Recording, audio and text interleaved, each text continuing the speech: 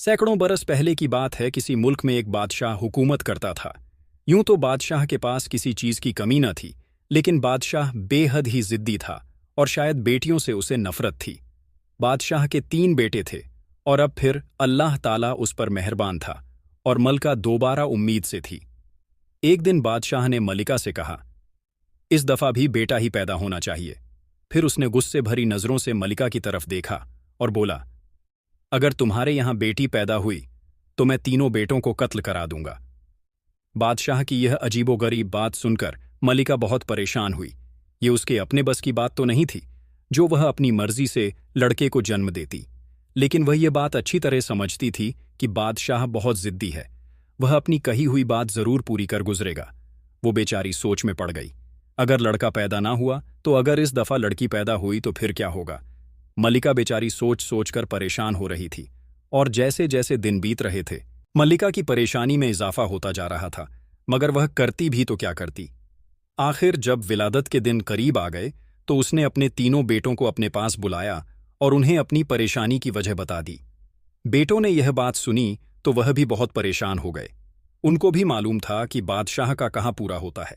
बादशाह जो कहता है वह उसे करके दिखाता है, लेकिन इस सिलसिले में वह कर भी क्या सकते थे। उनकी मां ने काफी सोचने के बाद अपने बेटों से कहा, अब सिर्फ एक ही सूरत है जिससे तुम जिंदा रह सकते हो।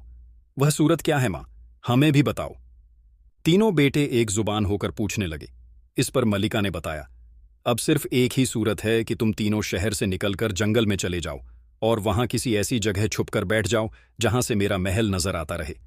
अगर मेरे यहां लड़की पैदा हुई तो मैं महल पर काला कपड़ा लहरा दूंगी।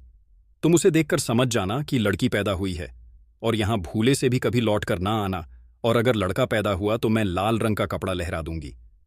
तुम उसे देखकर समझ लेना कि तुम्हारे यहां भाई पैदा हुआ है, तुम्हारा चौथा भाई, और फिर तुम वापस चले आना मां की। यह तजवीज बेटों को पसंद आई। जान बचाने का अब यही एक रास्ता था। वह बोले, हाँ मां, तुम ठीक कहती हो, हमें ऐसा ही करना चाहिए। उसके बाद उन तीनों ने कुछ जरूरी सामान अपने साथ लिया। अपनी गुजर बसर के लिए जिस कदर मालो जर ले जा सकते थे उसे बांधा, और जब रात हो गई तो अपनी मां से रुखसत होकर चुपके से जंगल की तरफ रवाना हो गए। रात के अंधेरे में लोगों की नजरों से छुपते छुपाते वह शहर से बाहर आ गए और चलते चलाते जंगल में पहुंच गए। जंगल में उन्होंने एक ऐसी जगह तलाश की जहां से उनकी मां का महल दिखाई देता था। वहां उन्होंने इधर उधर से लकड़ियां काटकर और घास फूस इकट्ठा करके छोटी सी झोपड़ी बना ली और जू तू करके उसमें रहने लगे। तीनों रोजाना सुबह उठकर मां के महल की तरफ नजर उठाकर देखते कि देखें कौन से रंग का कपड़ा लहराता है, मगर जब वहां उन्हें कोई कपड़ा दिखाई ना देता तो वह मायूस हो जाते। इस तरह वह तीनों आस की जिंदगी गुजार रहे थे। लेकिन एक रोज अचानक उन्होंने देखा तो महल की छत पर काले रंग का कपड़ा लहरा रहा था। यह देखते ही वह समझ गए कि उनके यहां बहन पैदा हुई है और अब वह वापस घर नहीं जा सकते। अगर वापस गए तो बादशाह उन्हें कत्ल करा देगा। अब उन्हें इसी तरह इधर उधर जिंदगी बसर करना पड़ेगी। वह तीनों जंगल में और दूर तक अंदर चले गए ताकि कोई उन तक ना पहुंच सके, और इस तरह अब वो घने जंगल में झोपड़ी बनाकर रहने लगे। दिन गुजरते गए और वक्त बादशाह की बेटी की तरह आगे बढ़ता रहा, यहां तक कि शहजादी बचपन के खिलौने छोड़कर जवानी के ख्वाबों से खेलने लगी। एक रोज उसने अपनी मां से दरियाफ्त किया, मां, मैंने सुना है मेरे भी भाई थे, क्या ये सच है? उसकी बड़ी तमन्ना थी कि उसका भी कोई भाई हो, और उसकी मां भी उसकी ख्वाहिश से अच्छी तरह वाकिफ थी, लेकिन वह उसकी पैदाइश पर ही बादशाह से कह चुकी थी कि तीनों शहजादे न जाने कहां चले गए हैं। अब अगर वो उनके मुतालिक कुछ बताए तो बेटों के साथ साथ उन दोनों की जान की भी खैर नहीं थी। इसलिए उसने बेटी से भी झूठ कह दिया, नहीं बेटी, तुम्हारा कोई भाई नहीं है। मां का जवाब सुनकर शहजादी खामोश हो गई और अपने बाग में सैर करने चली गई। उसका बाग खूबसूरती में अपनी मिसाल आप था। हजारों किस्म के फूल हर तरफ झूम रहे थे। दरअसल उसे फूलों से बहुत प्यार था, इसलिए तरह तरह के फूल उसके बाग में लगवाए गए थे। मगर उस वक्त भाई का ख्याल आने से वह उदास हो गई थी। वह इस तरह सोच में खोई हुई उदास बैठी थी कि इतने में वहां एक बुढ़िया आई। उसने शहजादी से पूछा, ए शहजादी, तुम्हारा बाग इस कदर खूबसूरत और हरा भरा है, फिर तुम उदास क्यों हो? शहजादी ने जवाब दिया, नहीं, मैं उदास तो नहीं हूं। लेकिन बुढ़िया कहने लगी, तुम झूठ कह रही हो, तुम उदास हो। और मुझे यह भी मालूम है कि तुम उदास क्यों हो। फिर उसने शहजादी की नज़रों से नज़रें मिलाते हुए कहा, तुम्हारे बाग में हर किस्म के फूल हैं, लेकिन सूरजमुखी का फूल नहीं है, और इसीलिए इस वक्त तुम उदास हो। वाकई शहजादी के बाग में सूरजमुखी का फूल नहीं था। उसने दिल में सोचा, खुदा जाने सूरजमुखी का फूल किस कदर खूबसूरत होगा, मालूम नहीं वह कैसा होता होगा। वह बुढ़िया से पूछने लगी, सूरजमुखी फूल में क्या खास बात होती है? जवाब में बुढ़िया ने बताया, सूरजमुखी का फूल सूरज की तरह चमकता है और उसकी चमक दूर दूर तक जाती है। बुढ़िया ने उसे यह भी बताया, कोई मर्द सूरजमुखी के फूल की चमक बर्दाश्त नहीं कर सकता। अगर कोई मर्द गलती से उसे हाथ लगा दे तो वह हंस बन जाता है, लेकिन औरत उसे हाथ लगा ले तो उसका कुछ नहीं बिगड़ता। बुढ़िया की यह अजीबो-गरीब बात सुनकर शहजादी बहुत हैरान हुई। उसके लिए बात जिस कदर नई थी उससे कहीं ज्यादा दिलचस्प भी थी। वह बुढ़िया से कहने लगी, मैं अपने बाग में सूरजमुखी का फूल जरूर लगाऊंगी। मुझे बताओ, यह फूल कहाँ से मिलेगा? बुढ़िया ने उसे सूरजमुखी के फूल का पता बताया और साथ ही ताकीद भी की, एक बात याद रखना, अगर किसी मर्द ने उस फूल को हाथ लगा दिया तो वह हंस बन जाएगा, और जब तक उसकी बहन 12 बरस तक चुप का रोजा न रखेगी वह फिर से आदमी के रूप में नहीं आएगा।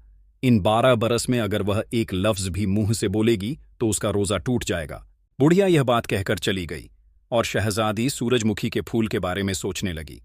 फिर चंद ही रोज बाद उसने बुढ़िया के बताए हुए पते पर खादिम भेजकर सूरजमुखी का पौधा मंगवा लिया और उसे अपने बाग में लगा दिया। जब उस पौधे पर खूबसूरत फूल खिले तो उसके बाग की रौनक और भी बढ़ गई। शहजादी खुश थी कि अब कोई फूल ऐसा नहीं जो उसके बाग में ना हो। एक रोज शहजादी ने फिर अपनी माँ से पूछा, माँ, मुझे सच सच बताओ, मेरा कोई भाई है या नहीं? उसकी माँ ने फिर उसे बातों में टालना चाहा, लेकिन शहजादी अपनी जिद पर अड़ गई। उसने कहा, माँ, अगर तुम मुझे सच सच नहीं बताओगी तो मैं जहर खा लूंगी। यह सुनकर मलका ने कहा, अगर तुम मुझसे वादा करो कि यह बात बादशाह सलामत को नहीं बताओगी तो मैं तुम्हें सच बता देती हूं। शहजादी ने उससे वादा किया, माँ, मैं वादा करती हूं कि इस बात का किसी से भी जिक्र नहीं करूंगी। अहद लेने के बाद मलिका ने उसे पूरी बात बता दी कि किस तरह उसकी पैदाइश के मौका पर बादशाह ने बेटा पैदा होने की शर्त लगाई थी और किस तरह उसने तीनों बेटों की जान बचाने की खातिर उन्हें वीरान जंगल में भेज दिया, और फिर जब वह पैदा हुई तो किस तरह महल पर काला कपड़ा लहरा दिया ताकि वह वापस न आए और अपनी जान बचाकर वहां से भाग जाए।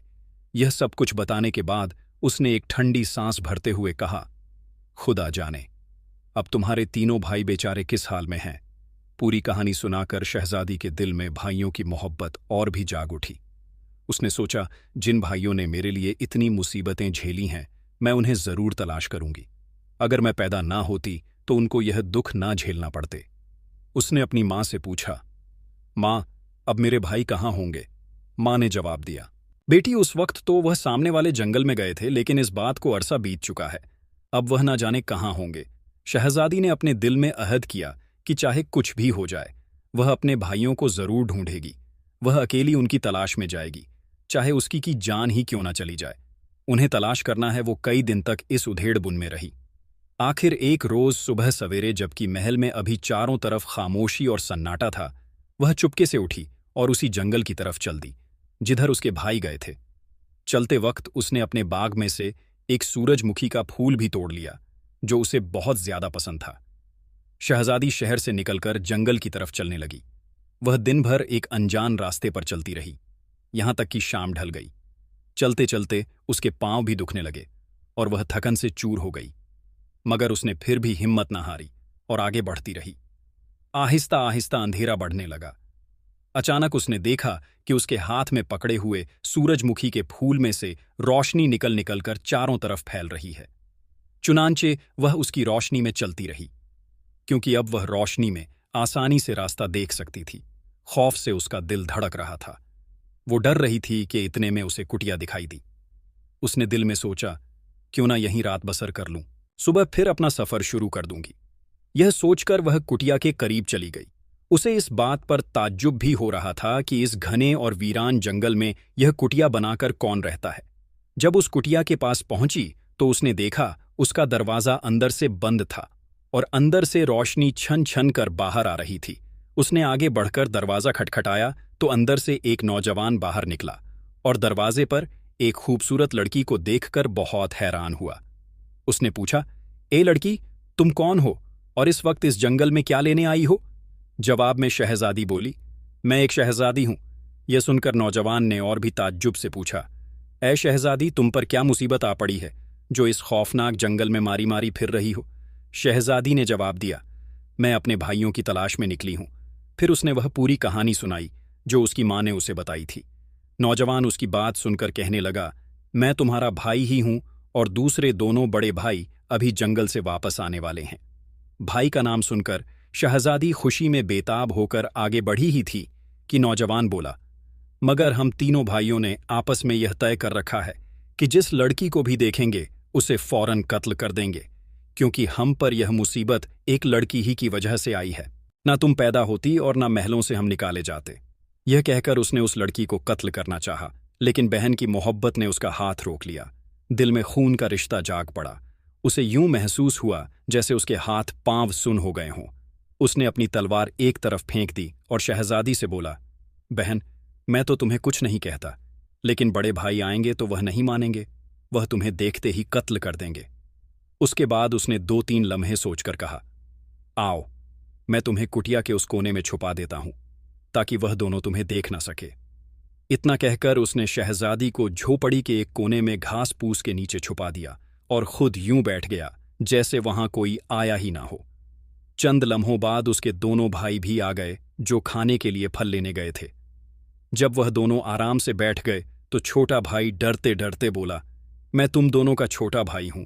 मैंने आज तक तुम दोनों से कोई बात नहीं कही, लेकिन आज मैं एक बात कहूंगा जो हर सूरत में तुम्हें मानना होगी। दोनों भाइयों ने जवाब दिया, ऐसी कौन सी बात है? हम तुम्हारी हर बात मानने के लिए तैयार हैं। इस पर छोटे भाई ने कहा, मगर पहले मुझे इस बात का अहद दो कि जो मैं कहूंगा वह करोगे। दोनों भाइयों ने उसे अहद दिया और फिर बोले, अच्छा, अब वह बताओ, बात क्या है? छोटा भाई बोला, आज यहां एक लड़की आई थी।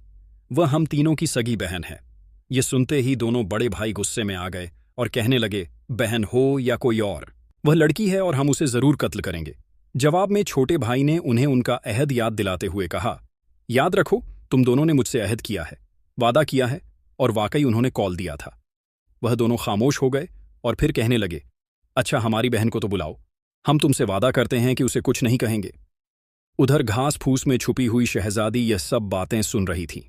जूं ही उसने देखा कि दोनों भाइयों ने उसे कत्ल न करने का अहद कर लिया है तो वह झट से निकलकर सामने आ गई।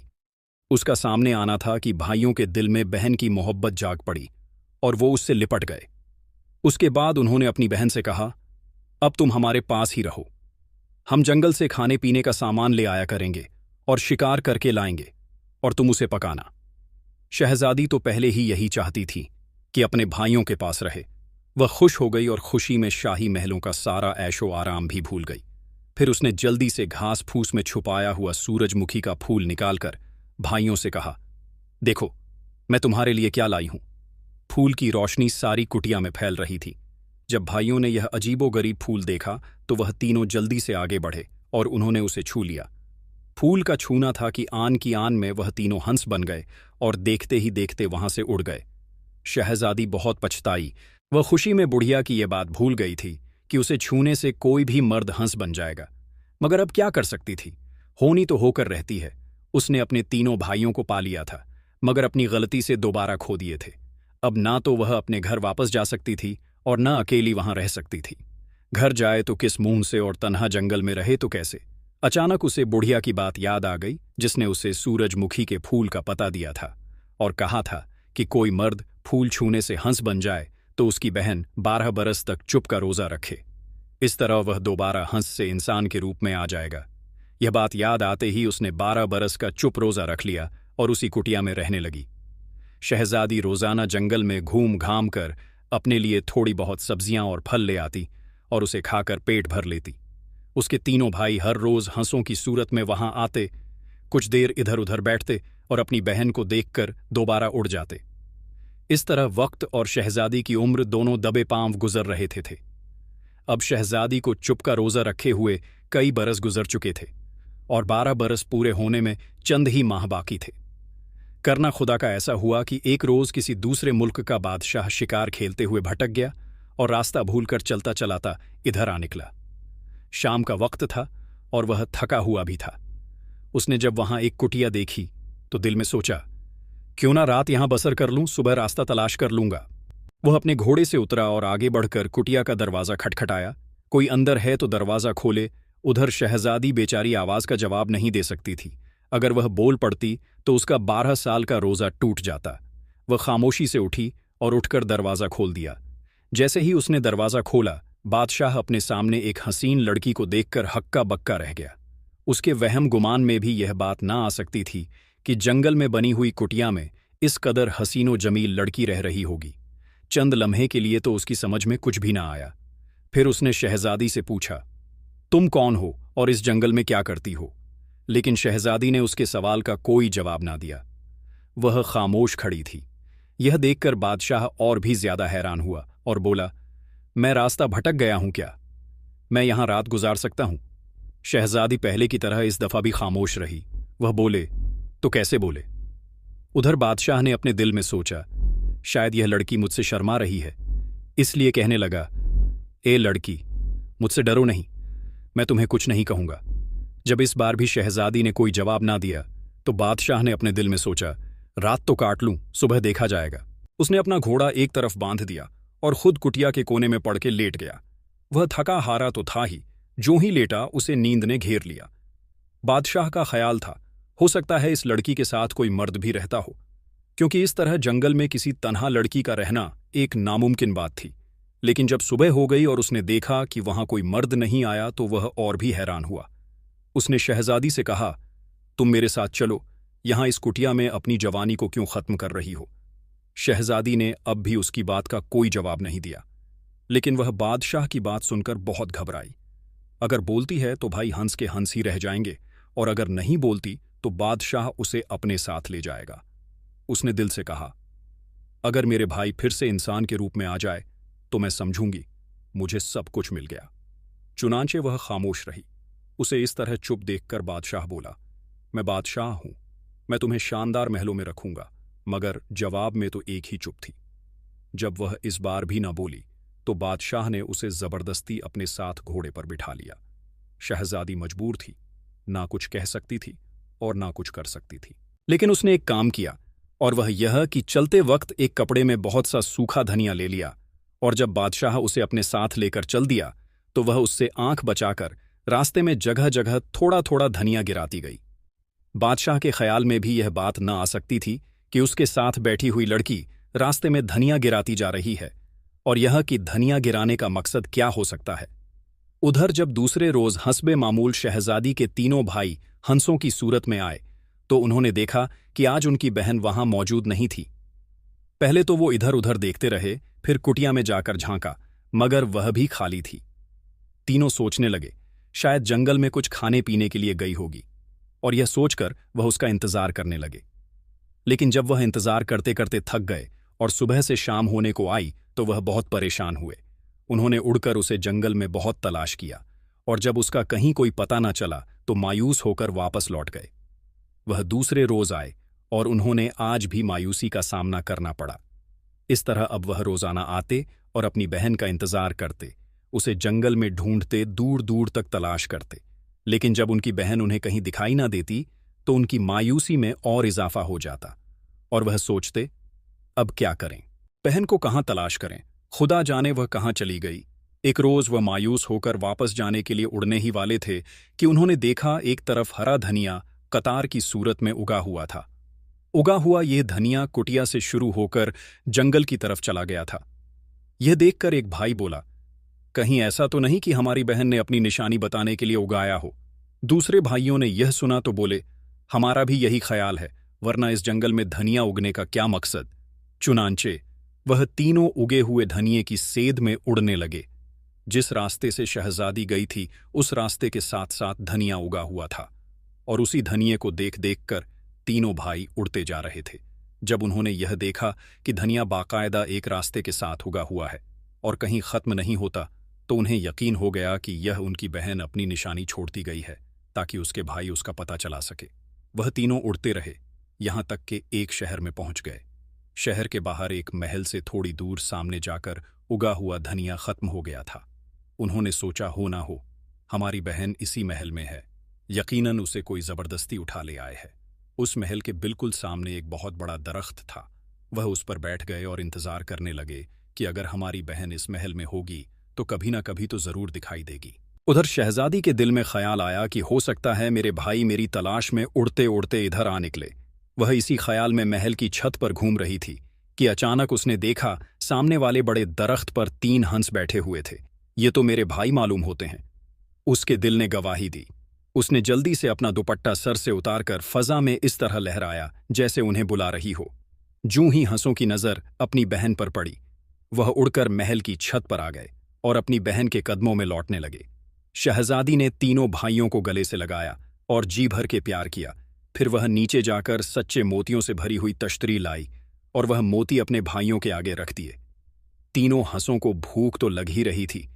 उन्होंने जी भर के मोती खाए, थोड़ी देर अपनी बहन के पास बैठे और फिर उड़ गए। अब यह उनका रोज का मामूल बन गया था। वह रोजाना महल की छत पर आते, जहां उनकी बहन बहुत पहले ही से सच्चे मोतियों से भरी हुई तश्तरी लिए होती। तीनों मोती खाते और थोड़ी देर ठहरते और फिर उड़ जाते। दिन गुजरते गए।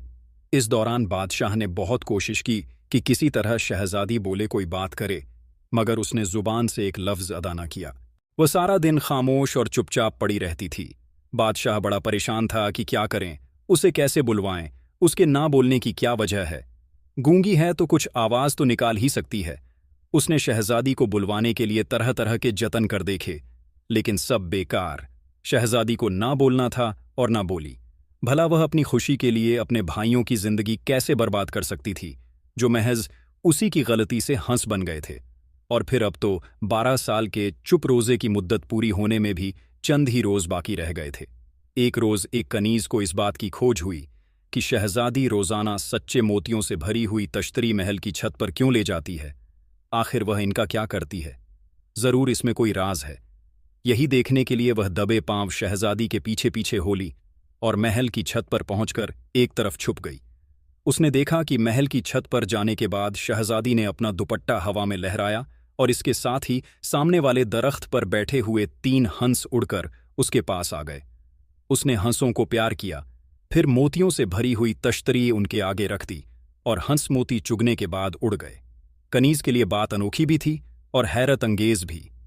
वह उसी वक्त भागी भागी बादशाह के पास गई और जो कुछ अपनी आंखों से देखा था वह सब कुछ कह सुनाया।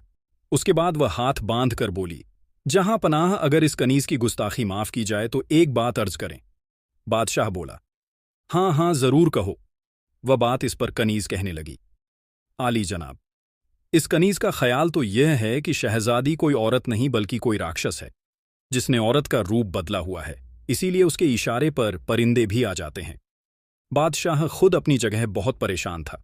उसकी समझ में नहीं आ रहा था कि यह बात क्यों कर मुमकिन है। तो फिर क्या कनीज झूठ बोल रही है? यह भी नामुमकिन था। एक कनीज की यह मजाल कैसे हो सकती है कि वह बादशाह के सामने झूठ बोले। उसने कनीज से कहा, जब तक यह सब कुछ अपनी आंखों से न देख लूं, हम यकीन नहीं कर सकते। कनीज ने हाथ बांधकर कहा, हुजूर ए वाला, कल आप अपनी आंखों से देख सकते हैं। दूसरे रोज कनीज शहजादी की ताक में रही और जूं ही वह सच्चे मोतियों से भरी हुई तश्तरी लेकर महल की छत पर जाने लगी, उसने बादशाह को खबर कर दी। चुनांचे बादशाह कनीज के साथ दबे पांव महल की छत पर पहुंच गया और वहां छुपकर एक तरफ बैठ गया। शहजादी ने मामूल के मुताबिक अपना दुपट्टा सर से उतारकर फिजा में लहराया। उसके साथ ही सामने दरख्त पर बैठे हुए 3 हंस उड़कर उसके पास आ गए। शहजादी ने पहले उन्हें गोद में लेकर प्यार किया और फिर मोतियों से भरी हुई तश्तरी उनके आगे रख दी। हंसों ने मोती खाए और उसके बाद उड़ गए। बादशाह ये सारा माजरा देखकर हैरान था। कनीज ने उसे जो कुछ बताया था वह लफ्ज सही था। उसने अपनी सारी जिंदगी में इस कदर अजीबोगरीब और हैरतकुन वाकया कभी नहीं देखा था। उसके दिल में यह बात घर कर गई कि हो ना हो यह लड़की इंसान नहीं, जरूर कोई राक्षस है जिसने औरत का रूप इख्तियार किया हुआ है। इसीलिए यह जंगल में अकेली रहती थी और यह तीनों हंस भी यकीनन राक्षस हैं जो हंसों का रूप धारे हुए हैं। उस रोज बादशाह ने शहजादी से इस बारे में पूछने की बहुत कोशिश की। वह इस राज को जानना चाहता था, लेकिन शहजादी को तो बोलना ही नहीं था, इसलिए उसने कोई जवाब ना दिया। आखिर जब बादशाह तंग आ गया तो उसने कहा, अगर तुमने जुबान ना खोली तो तुम्हें कत्ल कर दिया जाएगा। मगर शहजादी पर इस धमकी का भी कोई असर ना हुआ। वह चुप साधे खड़ी रही। यह देखकर बादशाह को और भी गुस्सा आया। वह कुछ घबराया हुआ भी था। उसने सोचा, इस लड़की को कत्ल कर देना चाहिए। कहीं ऐसा ना हो यह मेरे लिए या मेरी बादशाही के लिए कोई मुसीबत का सबब बन जाए। चुनांचे अब उसके कत्ल करने की तरकीबें सोचने लगा। बहुत सोचने समझने के बाद उसने वजीर को हुक्म दिया, एक भूखा शेर लाया जाए और कल शहजादी को खुले मैदान में उसके आगे डाल दिया जाए। उसके साथ ही उसने वजीर से यह भी कहा, इस सिलसिले में शहर भर में मुनादी करवा दी जाए कि हर शख्स आकर यह मंजर अपनी आंखों से देखे। माप दौलत खुद भी यह तमाशा देखेंगे। बादशाह के हुक्म की देर थी। उसी वक्त शहर में ऐलान कर दिया गया और फिर दूसरे रोज मुकर्रर वक्त पर लोग एक के बाद एक मैदान में जमा होने लगे। खुले मैदान में शहजादी के हाथ पांव बांधकर उसे छोड़ दिया गया। उस वक्त वहां तमाशाइयों की भीड़ के अंबार लगे हुए थे। दूसरी तरफ तीनों हंस रोज की तरह आकर दरख्त पर बैठ गए और अपनी बहन का इंतजार करने लगे ताकि वह छत पर आए और उन्हें मोती खिलाए। लेकिन जब उन्हें इंतजार करते करते बहुत देर हो गई और उनकी बहन छत पर ना आई तो वह कुछ परेशान होकर सोचने लगे, पहले तो कभी ऐसा नहीं हुआ, कहीं ऐसा ना हो हमारी बहन पर कोई मुसीबत आ गई हो, चलो चल के देखते हैं। वो तीनों दरख्त से उड़कर महल के ऊपर चक्कर लगाने लगे कि शायद कहीं शहजादी नजर आ जाए, मगर वह कहीं दिखाई ना दी। जब वह वहां से मायूस हो गए तो उड़ते उड़ते शहर का चक्कर लगाने लगे। अचानक उन्होंने देखा तो एक मैदान में बेशुमार लोग जमा थे। एक तरफ बादशाह और वजीर बैठे थे और मैदान के दरमियान उनकी बहन थी जिसके हाथ पांव बंधे हुए थे। उसके करीब एक बड़ा सा पिंजरा था जिसमें बंद एक शेर दहाड़ रहा था। सिर्फ पिंजरा खुलने की देर थी। छोटा भाई बोला, हमारी बहन शेर के आगे डाली जा रही है। भूखे शेर के आगे इसे बचाने की कोई तरकीब सोचो, हमें जल्द कुछ करना चाहिए।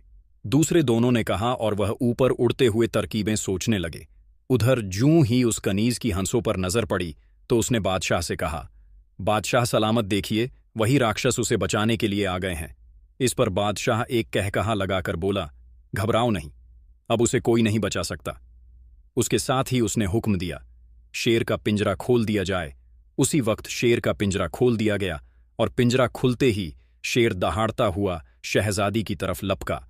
लेकिन अभी चंद कदम ही आगे बढ़ा था कि तीनों हंस बिजली की सी तेजी से शेर पर झपटे और आनन फानन में उसकी दोनों आंखें निकालकर उसे अंधा कर दिया।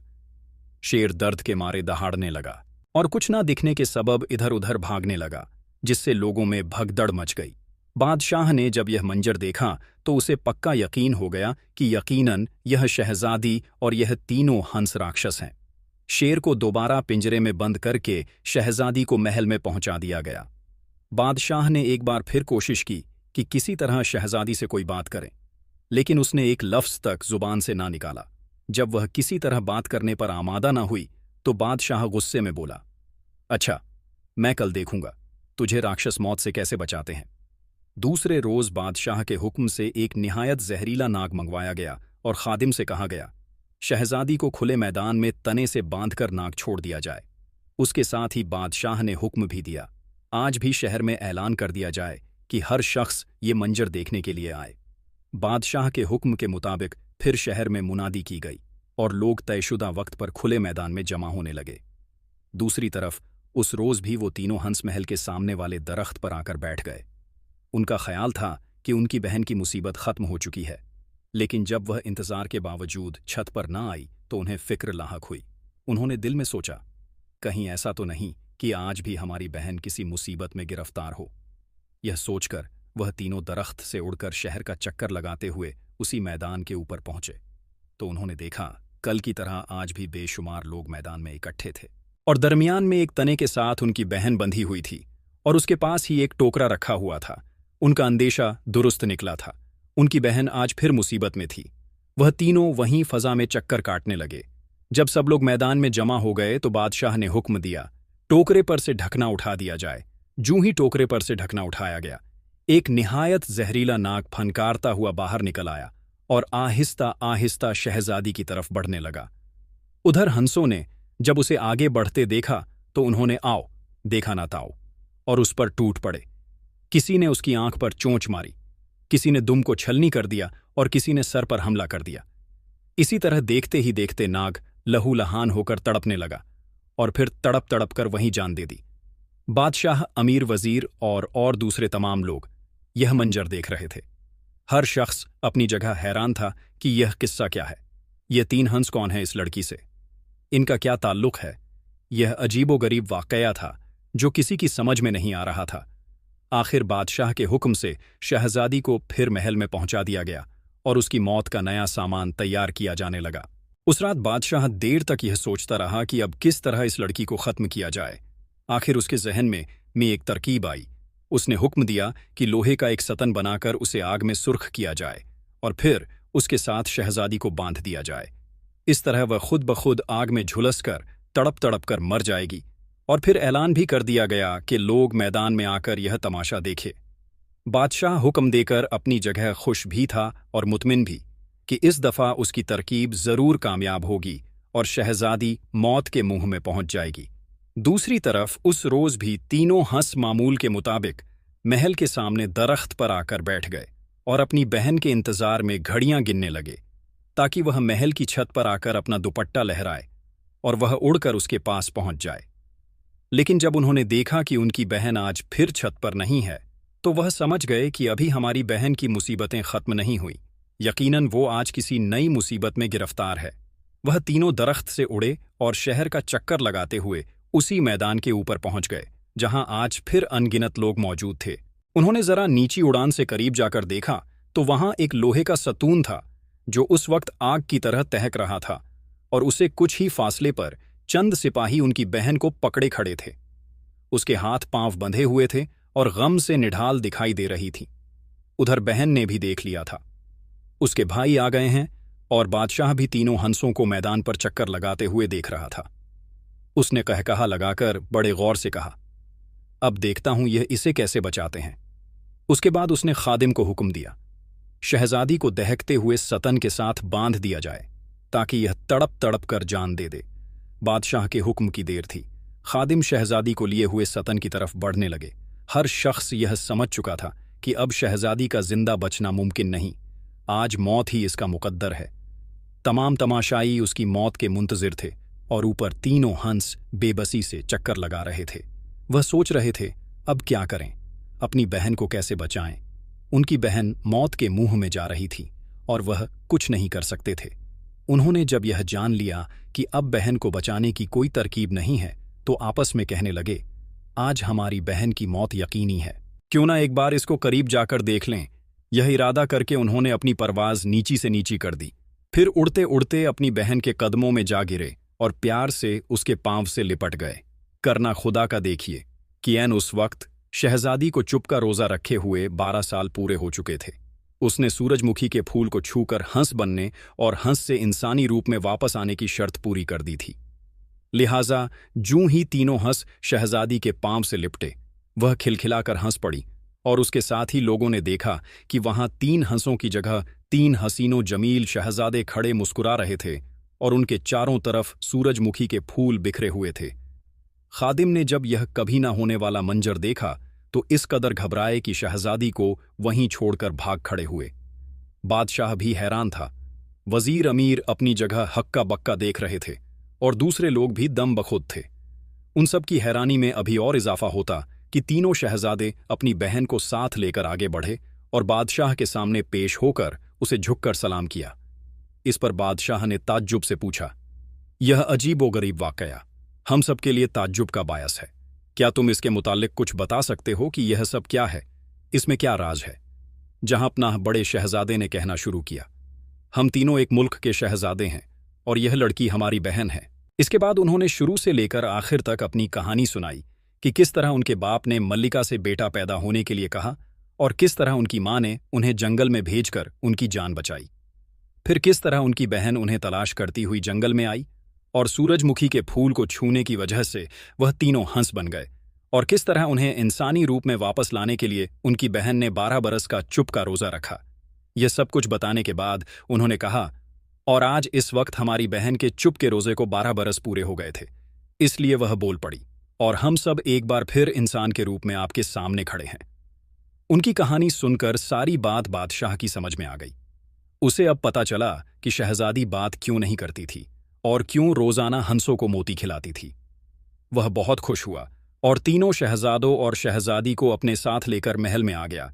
फिर उसने शहजादी से शादी करके उसे अपनी मलिका बना लिया और तीनों शहजादों को शाही एजाज के साथ दरबार में बिठाया। उसके साथ ही बादशाह ने अपने एलची को भेजकर शहजादों के माँ बाप को भी इत्तला दे दी कि तीनों शहजादे और शहजादी जिंदा और सही सलामत हैं। कहते हैं कि उस वक्त से लोग हंसों से इसलिए प्यार करते हैं और उन्हें इसलिए सच्चे मोती खिलाते हैं कि कहीं ऐसा ना हो यह भी किसी मुल्क के शहजादे हो और इनकी बहन ने 12 वर्ष का चुप का रोजा रखा हो। दोस्तों, यह थी हमारी आज की कहानी। हम उम्मीद करते हैं आपको हमारी आज की यह कहानी पसंद आई होगी। अगर कहानी पसंद आई हो तो इसे लाइक करें, साथ ही करीबी लोगों के साथ इसे शेयर भी जरूर करें। नए आने वाले लोगों से दिल से गुजारिश है, हमारे YouTube चैनल शहानी नॉलेज को सब्सक्राइब कर लें, साथ ही लगे बेल बटन को प्रेस कर दें। मिलते हैं किसी नई वीडियो में। शुक्रिया। अल्लाह हाफिज।